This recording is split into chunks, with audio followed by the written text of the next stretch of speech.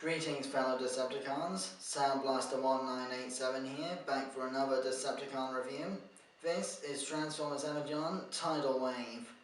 I bought this figure loose at TFNation last year, 2018, which explains why he hasn't got his missiles. He has, however, still got Ramjet, who I'll cover later. So, putting these two components off to the side, let's start with the aircraft carrier component, which is far thicker than it should be because it's the arms. Now, the turbines here are also the shoulder connectors for both Tidal Wave and Megatron, because the Cybertron, Optimus Prime and Megatron molds have the same shoulder connectors as Tidal Wave because of the whole Leo Breaker Nemesis Breaker thing, which I covered in my Megatron review last week.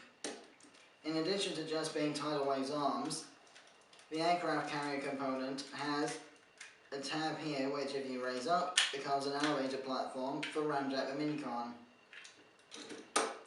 To transform Ramjet from folded up mode to fighter jet mode, double hinge the cockpit forward, tab it into the feet and fold the wings down.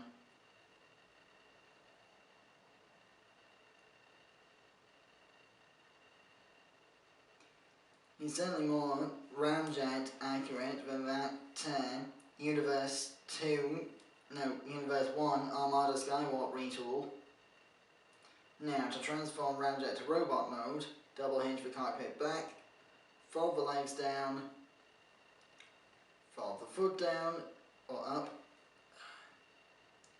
flip the forearms down, and readjust the wings on the back to your likening. Because of his big shins, he can't really sit down very well in Tidal Wave's other forms, but we'll get to that.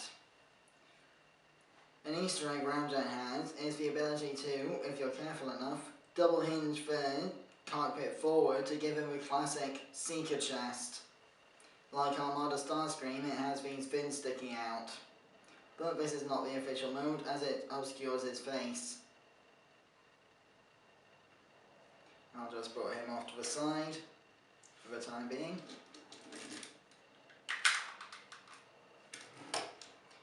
Now, on to the main body component of Tidal Wave, this double hovercraft destroyer thing. Again, the two bows are because of missile launchers, but I don't have the missiles because I bought this at TFNation loose. I was lucky to have all three parts and Ramjet with no brakes, to be honest, given the translucent plastic. But, speaking of Ramjet, if you put him back in vehicle mode,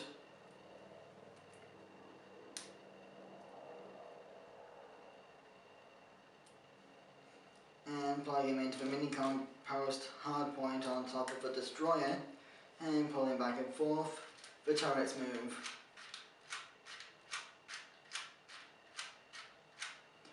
Each individual turret can also pivot up and down, and they can also move independently on ratchet joints to be realigned if they're out of sync. Putting that off to the side, we have the final component, the landing craft. The main gimmick of this part is to open up with seats for Minicons, Micromasters and other such small transformers to sit down to reenact Storming of Normandy sequences.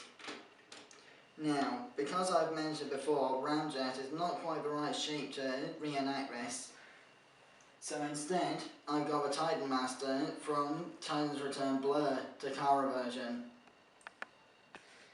Just bend my knees and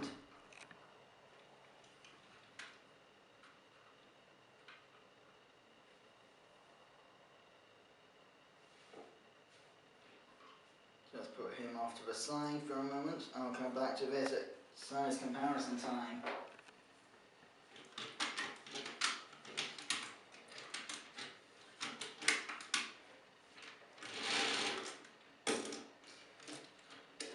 Now, Tidal Wave never actually appeared in this separated form in Transformers Energon, only for a few seconds in Armada while combining with Megatron. Sadly, I do not yet own the Armada Megatron mold in any capacity, so you'll have to check out TJ Omega's video for that one. However, this is not the only alternate mode for Tidal Wave. The three vehicles can combine into a shape similar to that of a shield helicarrier from Marvel Comics. So, open up these parts of the destroyer, splay out the turbine connector ports on the aircraft carrier,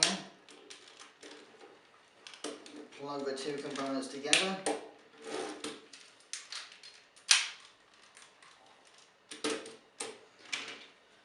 split the lander in half, connect the lander's massive C-clip to the back of the destroyer, and connect the sides into place.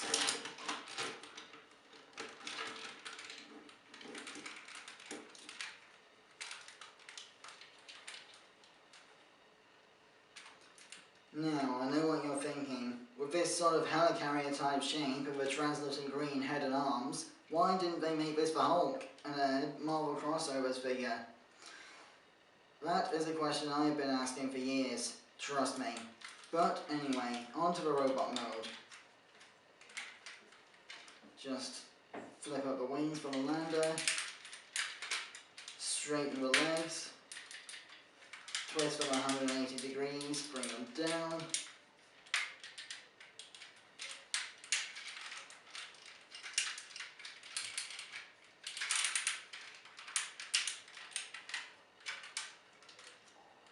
Spin the whole waist assembly around. Bring your feet up.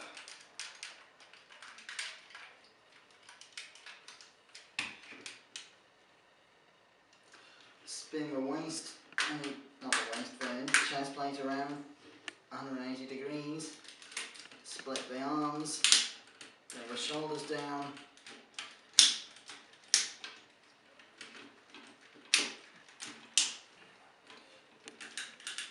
Rotate the forearms. Bend the elbows. Then flip the thumbs into place. And finally, pull up the head to bring up the face. This is Tidal Wave in robot mode.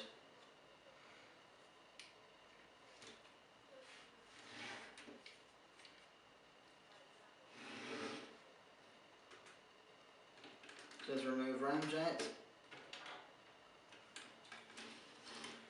Now, Tidal Wave unfortunately has the same problem as Cybertron Scout Scattershot in that he has no forward and back knee bend, only inwards for transformation. Kind of annoying. I'm seriously hoping a third party figure or a Titan class new design will fix this someday. But oh well. Anyway, for articulation, no neck unfortunately due to the raising and lowering for transformation, but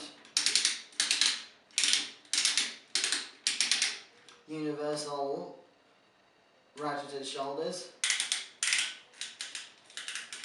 universal ratcheted elbows, the thumbs are on a hinge to allow for transformation, and the fingers can also curl inwards a little.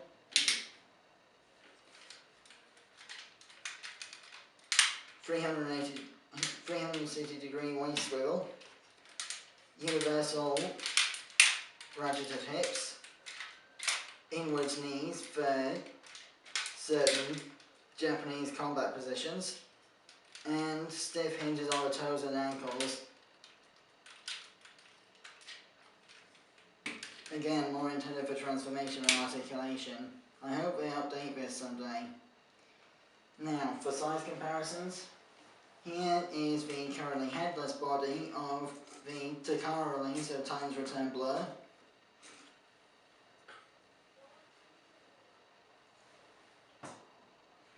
And here is Revenge of the Fallen Deluxe Lockdown.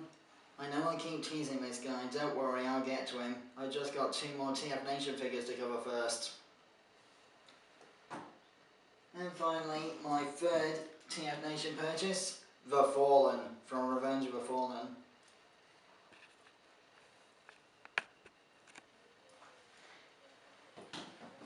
As I said, I do not have an Armada Megatron figure to combine Tidal Wave with, and I've already shown off how his arms are compatible with Cybertron Megatron in my previous review. So I find myself with little else to say here at this point. You're gonna have to look for other reviewers or wait for me to obtain an Armada Megatron before I can show this off. So, until next time, I've been Sandblaster1987, coming once again with another TFNation purchase from 2018, and I'll see you next week when I cover Revenge of the Fallen, The Fallen. Till all are one.